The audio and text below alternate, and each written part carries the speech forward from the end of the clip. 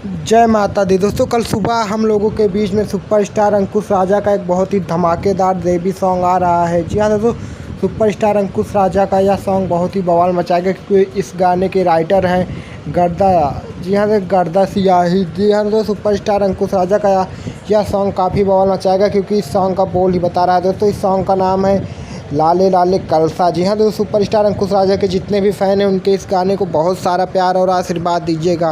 दोस्तों सुपरस्टार अंकुश राजा का इस देवी सॉन्ग पर एक से बढ़कर एक सॉन्ग आ रहे हैं और मार्केट में काफ़ी धूम मचा रहे हैं। दोस्तों सुपरस्टार अंकुश राजा की कई सारे मूवी की भी शूटिंग हो रही है, इसी कारण इस देवी सॉन्ग पर कम गाने आ पा रहे हैं। तो दोस्तों सुपरस्टार अंकुश राजा के जितने भी फैंस हैं वो उनके इस गाने को बहुत सारा प्यार दीजिए और भोजपुरी को जितने भी जानने सुनने वाले फैंस हैं हमारे, इस चैनल को सब्सक्राइब कर लें क्योंकि हम अपने इस चैनल पर सुपरस्टार अंकुश राजा और सभी सुपरस्टारों की सबसे पहले ट्रेंडिंग न्यूज आपको देते हैं। मिलते हैं नेक्स्ट वीडियो में, तब तक के लिए जय हिंद जय भारत।